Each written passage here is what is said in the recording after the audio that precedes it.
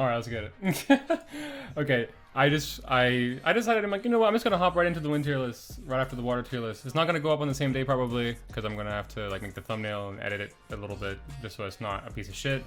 But I'm doing this is why I'm wearing like the same shirt and the same beat and everything. I've got some music going this time though. But it's basically the same rules. I'm moving on to the wind tier list. Now that every Sinister Dominion fight is out, I have more context to throw these units in. And I wanted to get this out before Primordial Dragons, started rolling out, and even the Legend fights for Sinister Dominion, because I feel like this is a really good time to start making these tier lists. Okay, so same rules apply. The only thing is I'm going to change this one. From Cheese, I'm going to change this to Double Buff and Notables. And I'm sure you can understand. I'm sure you can already guess who's going to go in that tier and why. But anyway, I'm going to be starting from top to bottom. If you don't understand the rules for the tier list, I mean they're relatively self-explanatory, and I'm sure you'll get the gist of it as I go on. But if you want a detailed explanation, you can go and watch the fire tier list, in which I already go over how the tiers have been made and what kind of units would apply to them and for what circumstances they would be in those tier lists. So I'm going to just hop right into that shit, and I'm going to be leading with the best wind unit in the game, not Basilius. Fuck you if you don't agree. Also, I didn't change this. See, I told you I did this right after. I did this right after. Wind tier list. It's off center. I don't care. Wind tier list. Okay, we got Basilius in the lead. Basilius is easily the best sigil unit that they released. Makes sense because he's the most recent one. He's got a really, really broken kit. There's really nothing that he's missing. He's basically the Mascula of Wind. He's really good. He's got Stormlash, he's got Dispel, he's got an attack drop, for enemies. He's got a defense drop, to apply more damage. Excuse me. He's got a lot of hits. He's got overdamage built into his passives. He's got defense amps. He's just got so much stuff. And then once his sigil releases, he's also got tons of AoE on both of his abilities. He has a Force Strike that can hit lots of different things in the room, which is useful for bubbles during Iblis. Or even if you want to run it back to to High Mercury, sorry. His Force Strike is really good for destroying a lot of bubbles in the arena. Not that you would do that content manually, but it's worth something. He's just really got a lot going for him. And what's really cool about him is that he releases his sigil way faster than the other units that have sigils, because his requirement for reducing the sigil time on his sigil is he just has to get hit count, which is easy because all he has to do is get a 15 hit combo and he's already got overdamage built into his kit. He doesn't even need the healer to do it.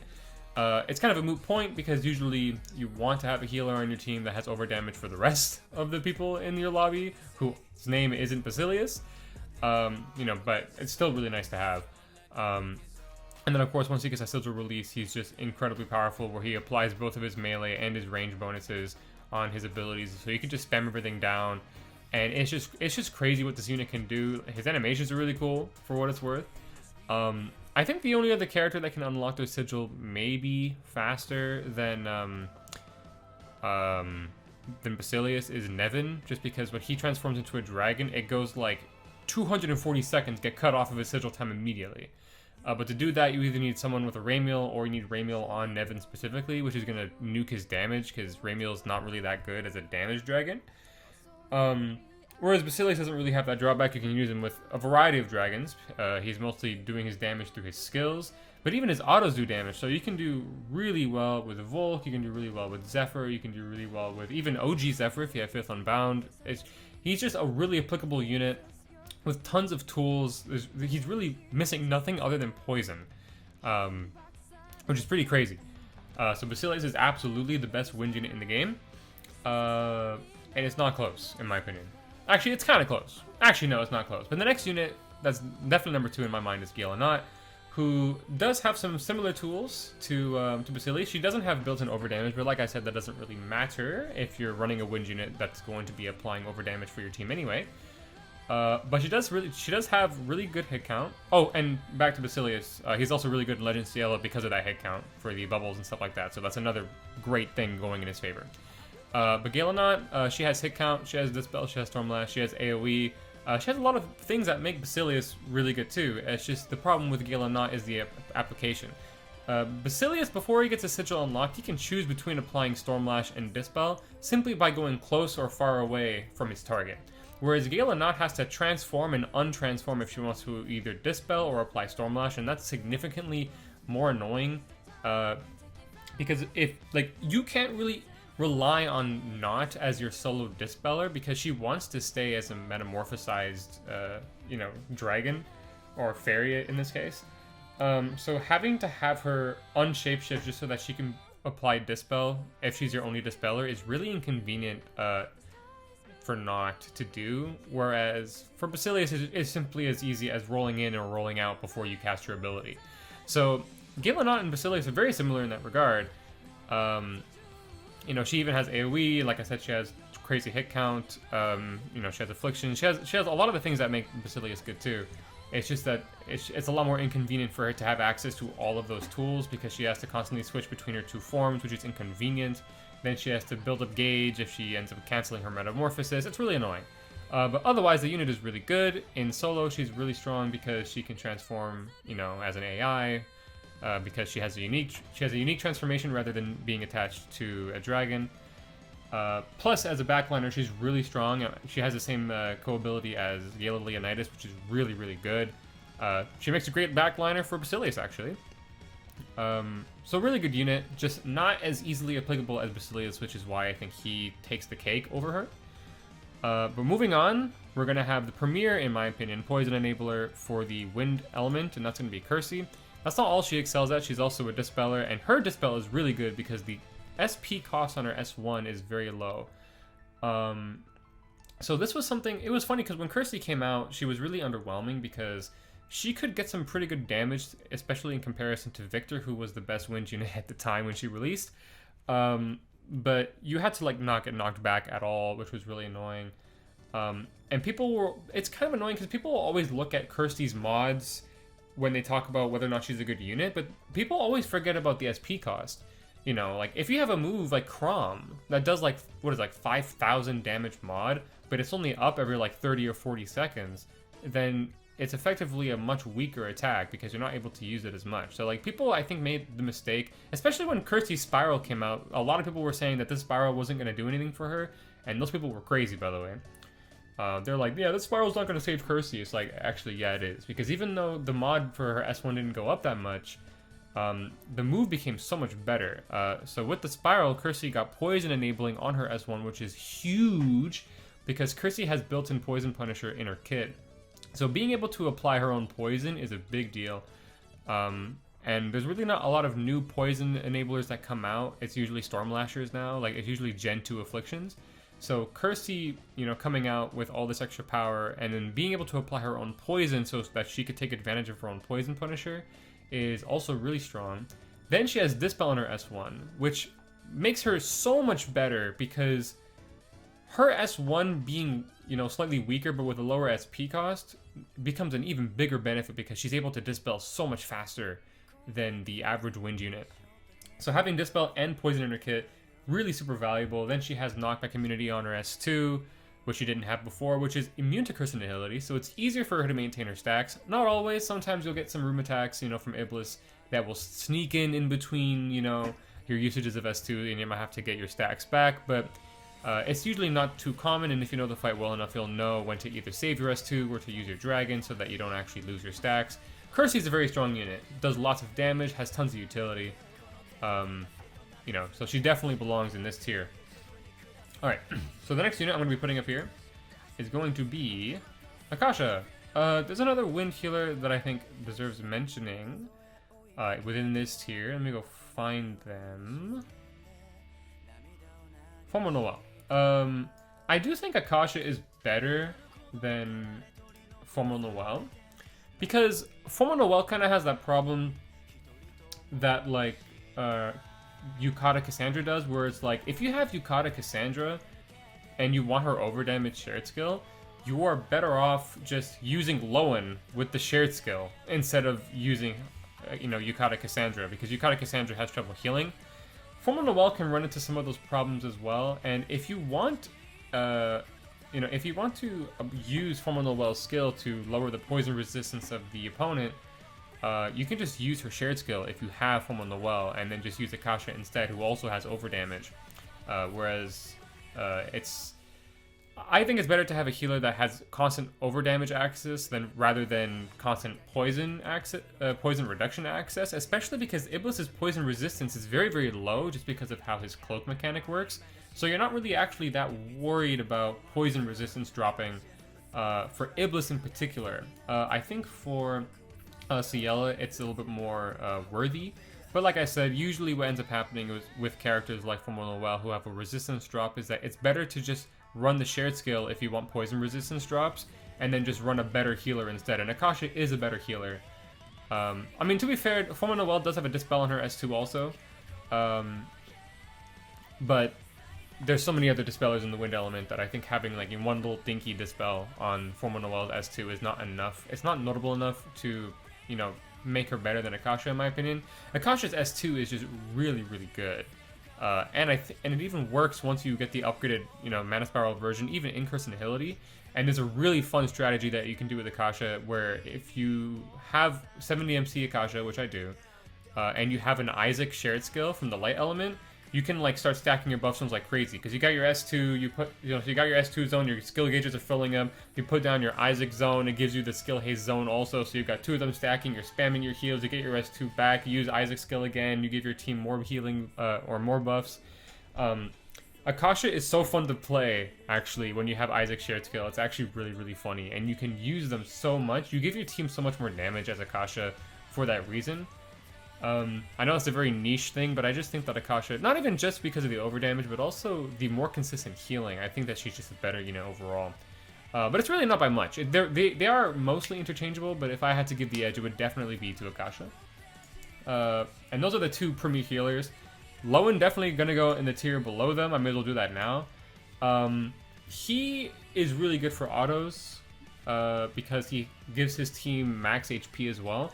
But there's another unit that already does that in the Wind Element who is better for this, and then you can just replace Lowen with a, you know, better healer like Form on the Well or Akasha. You know, and obviously, you know, that's going to be Silas, who's going to go up here. I don't know if Silas is going to stay up there. I think he probably will. If not, he'll go over here. No, Silas is going to go over here. But I'm going to get to Silas in a second. I want to actually finish with the tier that I'm in. I just jumped to Lowen. Also, no, I don't have Spotify Premium. I'm a broke bitch, okay? I'm sorry. You have to forgive me if you can hear the advertisement. I think you can, actually. I'm gonna mute that until the thing... until the fucking advertisement stops, bro. These ads ain't free, bitch. These ads ain't free. Anyway, so, the next character I'm gonna be putting up here is going to be Cecile. So... I actually do think that Cecile is really, really good. In fact, she's technically the strongest wind unit in the game in terms of pure DPS, which is pretty cool because she's also a double affliction enabler. She can apply both poison and Stormlash really effectively, plus being a rapid fire mana caster and just doing a bunch of damage is just really, really valuable. I just think that the other units... Oh, the ads are done. Also, we got a real banger of a song. This song, ironic that it plays... now that I'm talking about Cecile, because this was the event that she debuted. Really good song too. Anyway, I think that the other units have her edged out just because of utility, but I mean they all exist in the same tier. You know, just because I think Kersey is a little bit more valuable in a team comp than someone like Cecile, that doesn't mean that I'm saying that Cecile you have to run Kersey over Cecile. Like, no, they're all in the same tier. They all belong in the same family. Okay. Cecile is a very good unit. Double Affliction Enabler can actually be very clutch. I just don't think being a Double Affliction Enabler is super valuable just because there's good units that can apply, you know, those afflictions that also have other things like this spell. So Cecile, I think, is just convenient to have, you know, to fulfill whatever affliction you're missing. Plus, she's just got good damage. Now, speaking of units that have good damage, I'm going to be talking about Ranzel here. He is going to go in this tier, but I don't like Ranzel as much as a lot of other people like Ranzel. For one, he's boring as fuck to play. But that's not the reason why I have him lower. The reason I have him lower is because Ranzel really doesn't do anything other than do damage, which is good. His damage is fantastic. He's got really, really strong damage. But the thing is with characters and basically every element is that we're at a point in the game where every element has characters that can do damage, right? Doing good damage, while good, I don't think is such a standout for a character, just because it's like, yeah, you got Ransel who's got like, you know, dummy damage, but you've also got Basilius who's got dummy damage, plus he's got crazy ass afflictions, plus he has over damage, plus he has dispel, plus he has attack drops, plus he has defense drops, plus he has area of effect, plus he has hit count. You know what I mean? Like, he's got so much more, and then Ransel is really just damage. So even though Ransel does more damage than Basilius, it's really not by too much. At the very least, it's not by enough to make it significant enough to make him a better character than someone like Basilius or even Kirsty and Galenot. But his damage is really high. It's not an insignificant amount of damage. So he still belongs in this tier, and he is viable in all the content, and he is meta in all the content. So I have to put him here. Not to mention he's really, really important for Mercurial Gauntlet. Because the Mercurial Gauntlet, you're basically not going to clear level 70 Mercurial Gauntlet for win teams if you're not running a double buff composition. Like, you need Templar Hope and Dragoneel Zanefried, you need them, or else you're not clearing. And Gala Ransel is also a really important part of that because his Chain Coil ability gives him crit rate, which is huge. But he's just damage, and because of that, Gala Ransel is very easily replaceable by somebody else if you need to have an affliction that you're missing, or if you want Dispel in your team, or hit count, right? He's very easily replaceable, which means that he's not as valuable, I think, as the other units above him. Speaking of a unit that should actually go above him, I actually should have done this first, Leif. People are going to say that Ransel's better than Leif. I actually disagree. He technically does have more damage than Leif. A decent amount more, actually, but I prefer someone like Leif just because he's got more utility for the different content. He's got a defense drop. He is a poison enabler, which is also really nice. He can survive burst really consistently in Ciela content. If he's got his S1 and she's about to do a room attack, he can just pop the shield S1 and he'll just take like no damage from it just because of that extra, defense that he gets. I just think that from a utility perspective, he's got more going for him, and I value that more than just raw damage. Another thing you have to consider is that he's getting his Mana Spiral very soon, and while we don't know what it does, it's very likely to like shoot him up into a new tier of power. So I think he's probably going to end up being better than Ransel anyway. But I already think he is better than Ransel, at least in terms of value, not in terms of damage. Obviously, Ransel is stronger than Leif, but that's probably not even going to be for long. So I'm going to put Leif here. There's one other character that I think does belong above Ransel, and that is Grimnir. Grimnir's got some interesting, area of effect damage. He has Stormlash. I don't think he has Dispel. I forget. But I still think that Grimnir is just more handy to have just because he's got really good damage, he's got some AoE, he's got a nice hit count, and he has Stormlash, which is much more than, I think Ransel brings to the table. Well, one thing Ransel does bring to the table, I won't deny, is that he does have some nice chunking on the overdrive bar just because of his unique Force Strike, but I don't think that's valuable enough to, put him so much higher. But I do like Grimnir a lot more. He's also more fun to play. He's more unique. So I think this is a good spot for Grimnir as well. Now, for a character that it's kind of hard to judge because I don't really know that much about her, but I know that she's really good. I read her kit once, and it was like a Gala-esque tier. Or tier? I mean kit. It was a Gala-esque kit. It was really overloaded. It was really interesting. I'm going to put her here, though. I think that this is a good spot for Lathna. Based on what I can remember. But it's weird because you don't really see Lathna very much in lobbies. I guess because a lot of people skip that banner because they were saving for anniversary, as you probably should, because wow, what an anniversary that was. So this is for me the top tiers. This is the units that you should prioritize if you have any of them. Okay, so now we're gonna move on to viable in all content and meta in some content. And this is where I already talked about Lowen, how he's not really as applicable as these other healers. But we've got someone like Silas, who should go here. Silas is very strong. You can't really use him in Christian Nihility content because you can't really take advantage of his S2. I mean, you can get the max HP buff, but that's about it. But he's really good in the other content. He's also really strong for autos, incredibly strong for autos. In fact, he's very common in autos for Iblis, even though he can't use his S2 in that fight very much or as effectively, just because a lot of those buffs get nullified. But he's still really popular for auto comps because he still reduces the boss's damage by a whopping 30% using his S1, which is huge for consistency in your auto compositions, including, you know, High Mercury and Ciela. Silas is indispensable for those kind of auto compositions, plus he is an enabler. So I would say that he is meta for anything that's not a Curse and Nihility fight, and even in Curse and Nihility, if you're running an auto comp, it's worth considering putting Silas in there just because of that S1, both for the poison and also for the attack drop.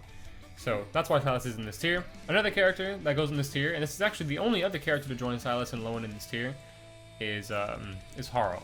Now, Harl is interesting because he's got a really strong crit rate buff on his S2, where if he gets the reflexive evasion stuff with the S2, his crit rate goes up by like 50% or something obscene like that. I forget how it works, but basically it's a crit rate buff that gets nullified in Curse Nihility. So he's not as good in Curse of Nihility content, but he's so close because even though the Curse of Nihility buff stops him from getting his crit rate from the S2, Harl is very unique in the fact that he has Demon's Bane as one of his abilities because of the raid, and the Sinister Dominion fights are all against demons. So he does get 30% extra damage to compensate for that lack of crit rate against Iblis specifically. But in the same vein as someone like Ranzel, all Harl really is just damage. And Wind isn't really lacking for that, and he doesn't really have a lot of other utility besides that. So I think this is a good spot for him. And then he's really strong in in Ciela because of that crit rate. You can do some crazy damage with Harl because of that. And the crit damage builds that you can do with him are really good. Besides that, I think that's it for that tier because it starts going downhill. It starts going downhill from there. But I'm going to be going into the next one, which is Double Buff and Notables. And this is basically where two units are going to go. Oh, wait. I'm forgetting... Oh, no, I'm not forgetting anyone. I'm not forgetting anybody. We have Dragonil Zainfried, and we have Templar Hope. Templar Hope, basically a character that is not going to be useful unless you're running a double buff comp specifically, which you also can't do in Curse and Nihility. Templar Hope, one of those characters that works as an enabler for a very specific strategy, but for that strategy, he is unmatched. In fact, it is so good that the Mercurial Gauntlet is basically balanced around him and even Dragonil Zainfried's existence. If you are missing one of these two units, you are going to be struggling, as I am currently, to clear level 70 Mercurial Gauntlet because I don't have Dragonil Zainfried. But these two units together are really, really strong. And side note, I remember I got into a really, really funny argument with somebody who said that Legend Ciela was impossible without Dragonil Zainfried, and I just sent him like 6 different screenshots of different clears of Legend Ciela that I did without Dragonil Zainfried because I didn't have him. I literally hacked. I literally was forced to cope without using him. And I didn't even use Gala 9. That was another character that he was saying was like super necessary for Legend Ciela. And I didn't even have Gala 9 at the time, and I cleared with Valentine's Chelsea instead as my Stormlash enabler. Which is what I love about Dragalia a lot. I think that despite making tier lists like this, where I'm like judging certain characters above other ones, you can use a lot of units if you're dedicated enough. And there are so many units that you can use in so many different contexts and in situations. There are obviously some that are better than others, but it's a very approachable game in terms of team composition, and you can do some really creative stuff, which is what I love about the game. Anyway, but that's it for the double buff and notable comps, or tier rather, and it's just basically Dragonil Zainfried and Templar Hope as the premier buffers in the wind element, and I do mean the premier buffers because there are other buffers that you can use like Tobias, but if you're going to be using a buffer, you may as well go the double buff comp route because it's just so much better. Excuse me. Next, viable in all content, not meta in all content. Now, I did have Nino in this tier, but there is a temptation to put her back up here, which is where I had her initially. because much like Ranzel, she's just damage. But she does actually have some utility that Ranzel doesn't have, which is she has an attack drop and she has a defense drop. Plus, as an ally, she can, you know, become a Dragon Drive unit even without being in the lead, which is really nice. But at the same time, like I said, she's just damage. You know, she's easily replaceable for that reason.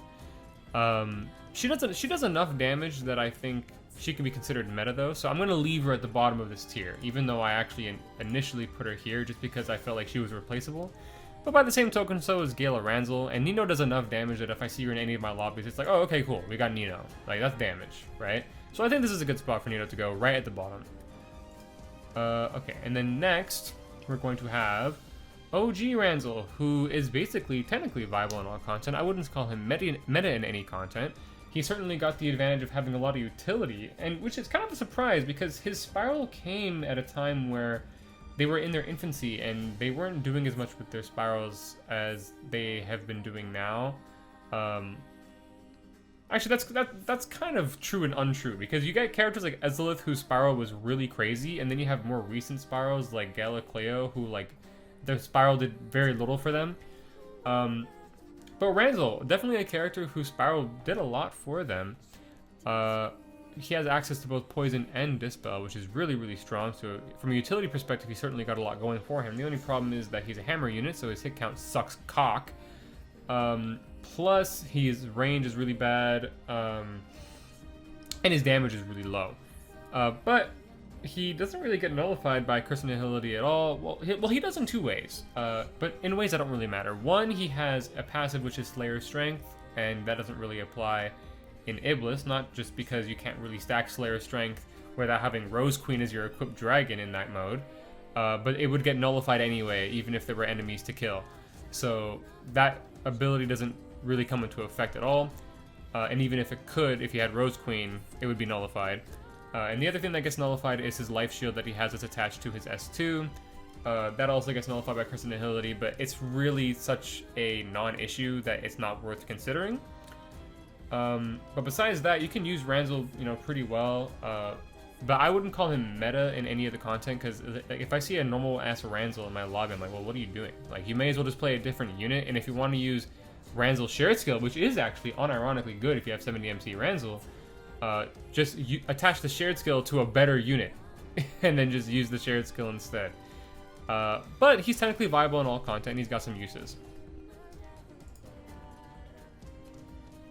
Next, we're going to have Kimono Luka, who I almost feel like I should put here, because if you have Kimono Luka, you're not really using Kimono Luka. You're not. You're using him for autos, for Iblis. That's really what he's for. I mean, you could play him manually. His damage is decent.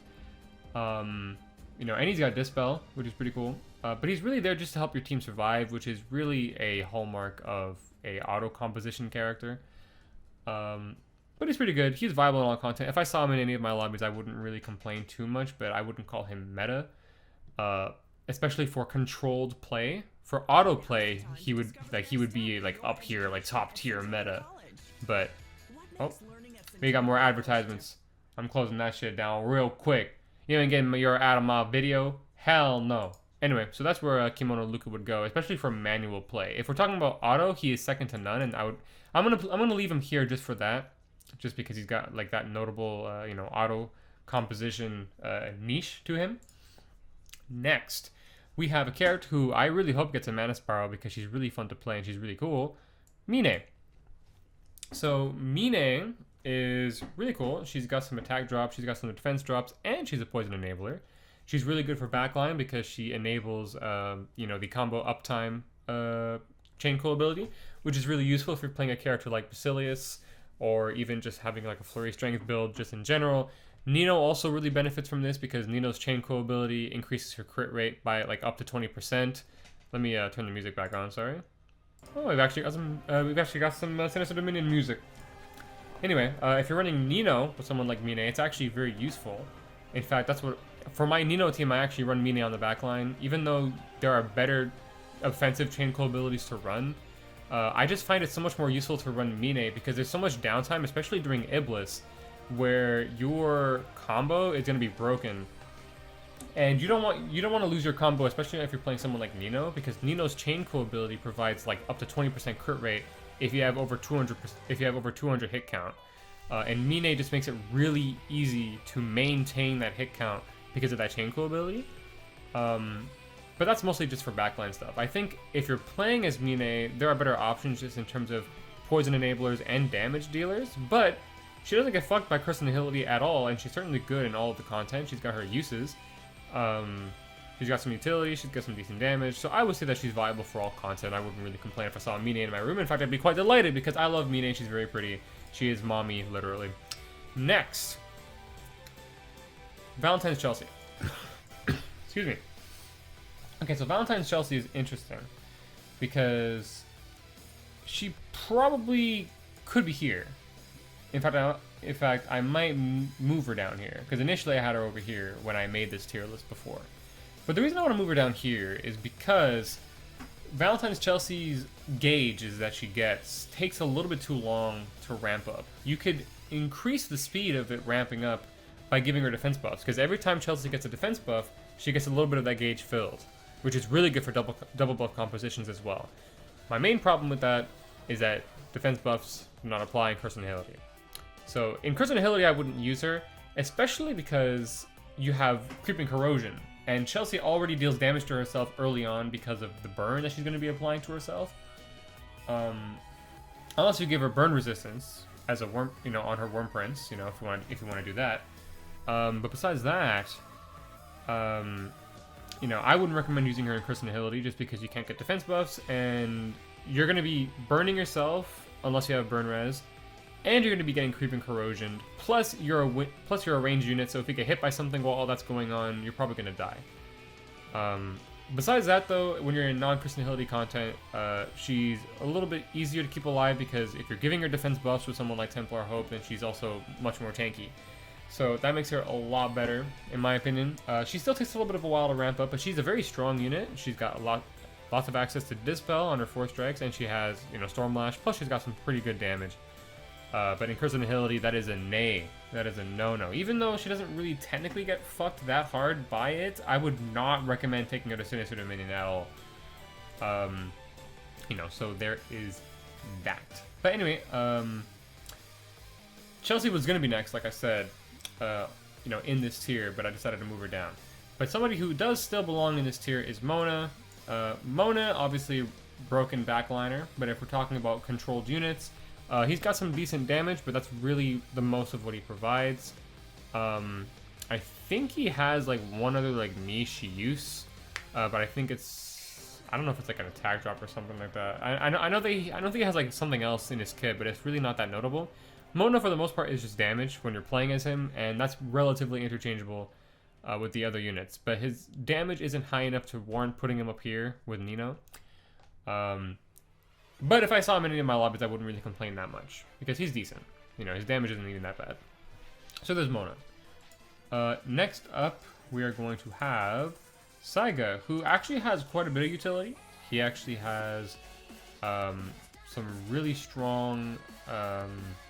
He's got some good damage, and he has Dispel, and he has Stormlash.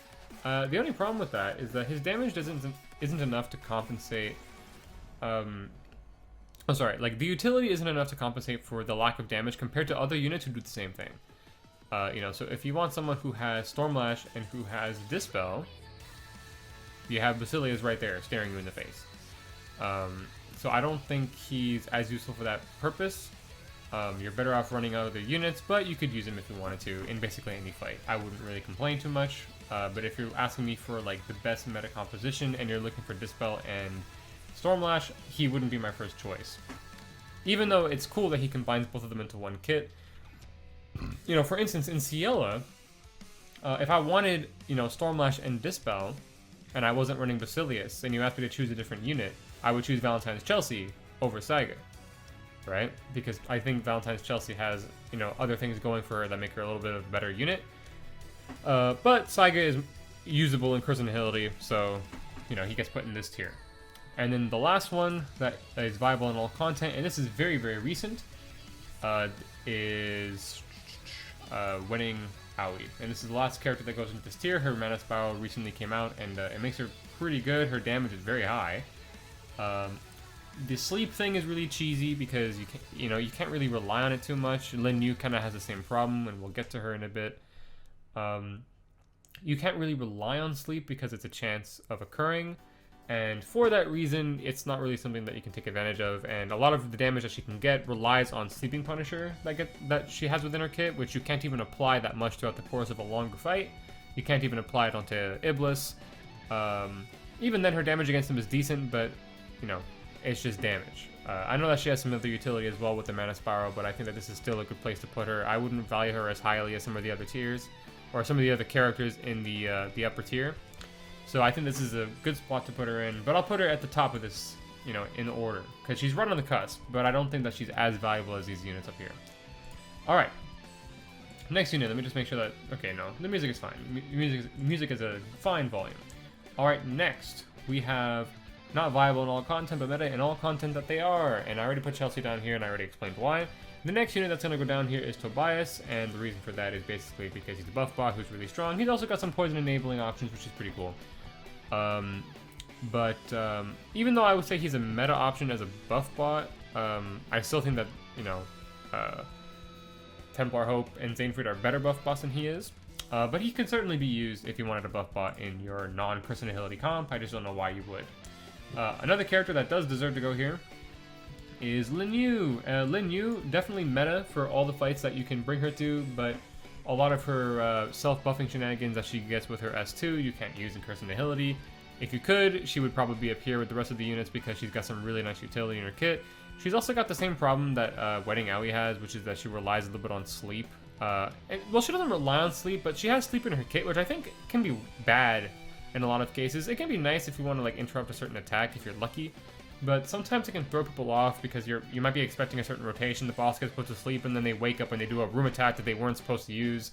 People aren't ready, things like that.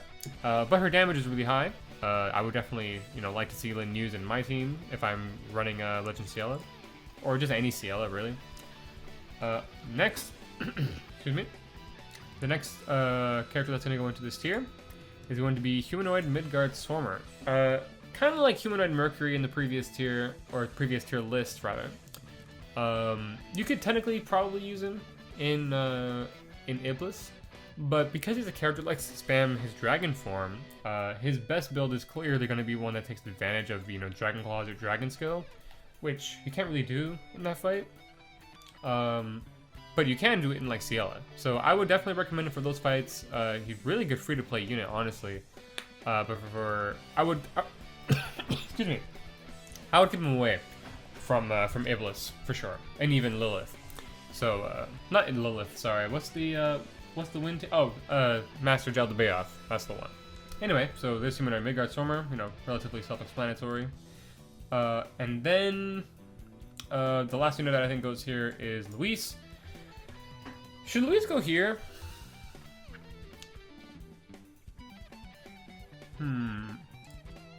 Because Luis does some damage. I'm gonna put Luis over here. Luis got hella damage. Luis's damage is good. She's a poison enabler. Plus, I think she has poison edge. Good unit, especially with the Mana Spiral. Just solid unit. I think that she's actually a good pick. I don't know why I put her here before. Maybe there's something in her kit that I was missing. So maybe take this one with a grain of salt, but I'm just remembering that she has Poison Edge, and she has some really good damage.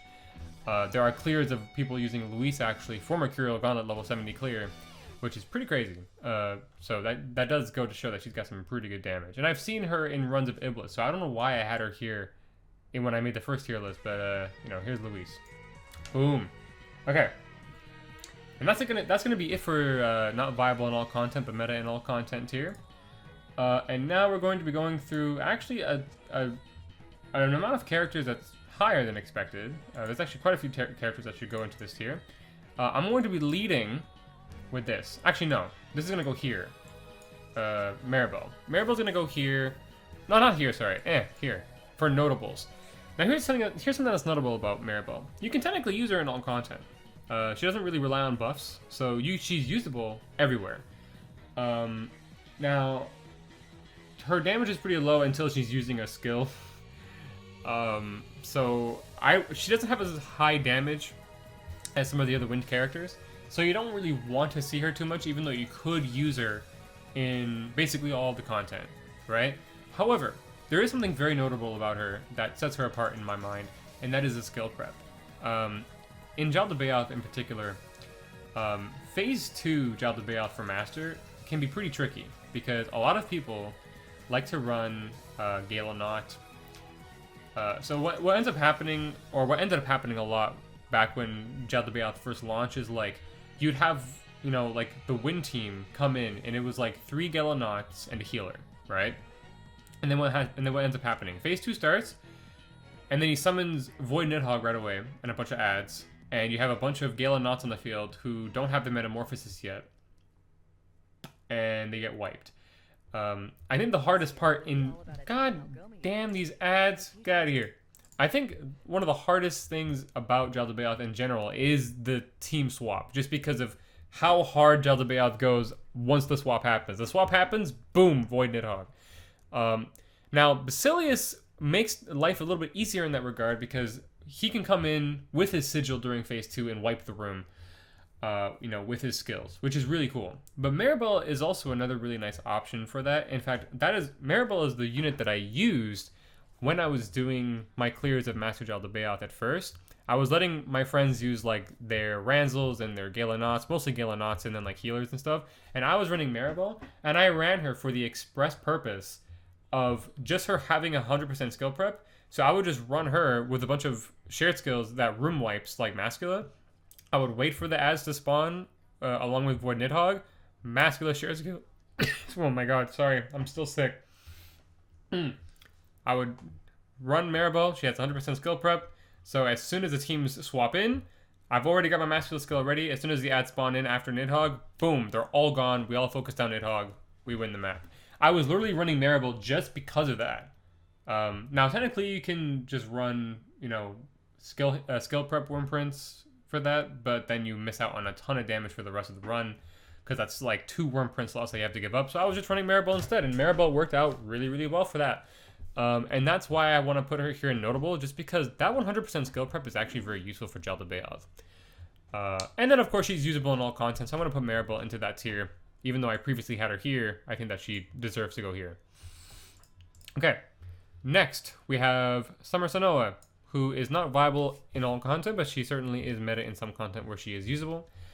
The thing is, there's nothing really that stops her from going into this tier, because basically the way it works is she has buffs that get nullified by Curse Annihility, you know, but you can use her everywhere else, right? But I don't think that she's as good as these units up here. Right? I don't. I think that Sanoa is just a cut below them, so I wouldn't say that she is meta. In fact, I probably should change this to usable.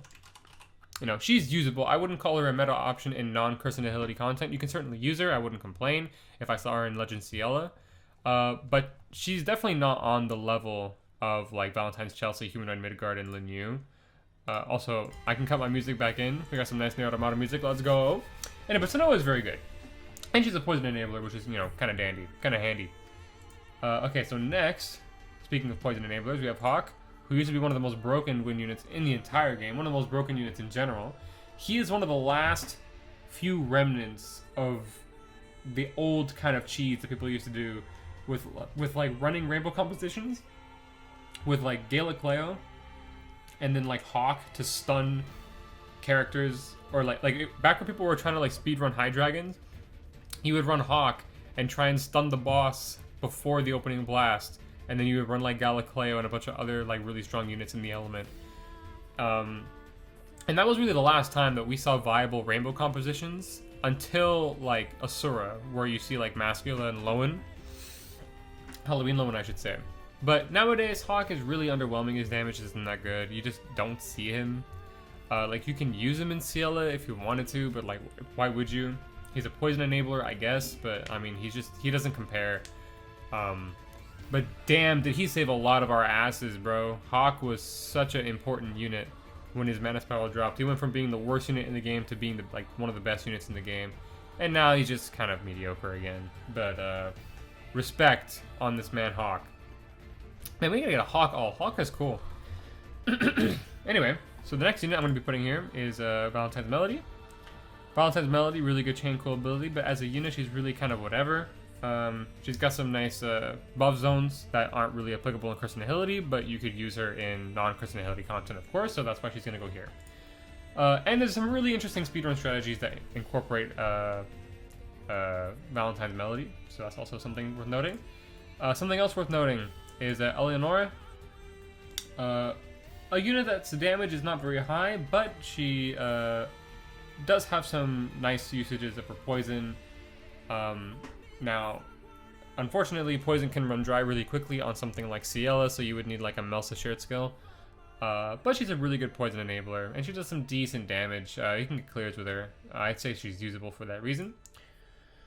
Then we have Formal Joachim, who is usable, but you know, like, why would you? He does technically have the double affliction enabling, which does make him a unique option. But another one of those situations where it's like, if you have Formal Joachim, just slap his shared skill on a better unit. In fact, Formal Joachim, his skill is better as a shared skill because it takes so long to use Formal Joachim's, you know, enhanced version of his skill on a boss. Because you gotta like combo it with the S2 or something like that, I forget. But it's like, it's a real pain in the ass to do. Whereas if you have it on the shared skill, you just press it and it's the enhanced version. So Formal Joachim's shared skill is just so much better than Joachim himself. So if you use him, like if you have him, I guess you could use him, but like he's so bad, and you're so much better off using a different unit and then just slapping his shared skill on them instead. In fact, Formal Joachim has one of the best shared skills to run because his poison lasts for 30 seconds, which is the highest amount of time that poison can last on a single skill. He has the highest duration poison. So he's really good for uptime, especially. But as a unit, God, he sucks. You know, but at least he's got that niche use case. And then the last unit that's going to go within this tier, the last unit, is going to be Formal Noelle. Because she's technically a buff bot just like Tobias, but she's not as good. But something notable about her is that if you want a wand and a co-ability, you know, in your buff bot team, like if you want to run Formal Noelle, if you want to run Noelle for some reason, because you want a buff bot and you already have, and you for some reason you don't have use for, you know, Tobias in your run, you can use Noelle. But I was gonna say, I was actually gonna say that if you know, maybe if you don't need Tobias because you've already got a blade on your team, but Tobias's main co-ability isn't even the strength; it's the buff uptime. But yeah, so she just gets outshined by Tobias in my opinion. She does have the range going for her, which made her very useful in High Mercury because Tobias couldn't really bait as the buff bot even after he came out because he was a melee character. So Formal Noelle still was better than Tobias when Master High Mercury came out for that reason, but that was the only time where she outshone Tobias because she needed to be the baiter, and it was easier for her to do that because she was a ranged unit already. Excuse me. But that's it. Now, there are some notables. You got characters like Melsa, who is nice because she has a poison resistance drop, but she herself is such a bad unit. Again, another situation where if you have Melsa, you're better off just slapping her shared skill on somebody else instead. Same reason why I think Akasha is better than Formal Noelle. If you have Formal Noelle and Akasha, you're better off just slapping Formal Noelle's skill on Akasha if you want Akasha to be your poison resistance enabler. Poison resistance drop enabler. Sorry, that's a mouthful. Miriam, another 5-star who sucks dick. She was definitely the prototype for strength amps back before they knew how, you know, shitty it was to stack strength amps. She's like a mediocre healer and like doesn't even do damage, and then her strength amp takes a really long time to like stack. It's just, Miriam is so bad, which is a shame because when she came out, it was so hype because we had seen Miriam in character stories before.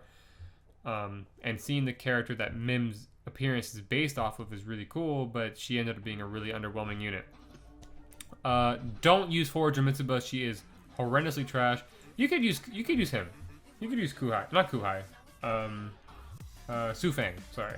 You could use Sufang. Sufang's damage is decent, but he's not someone I'd recommend. And it's really the same thing for a lot of the other units.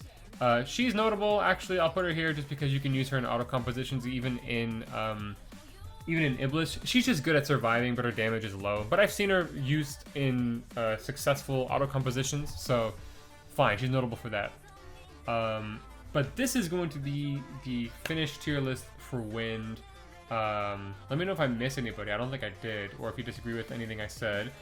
I will say, disclaimer, I might have underrated Wedding Owl a little bit. I just don't think she's as notable as the other characters I put in, in the upper tier. And nobody in the bottom tier is worth even discussing, except for the ones who I've already mentioned. Even you suck cock. All right.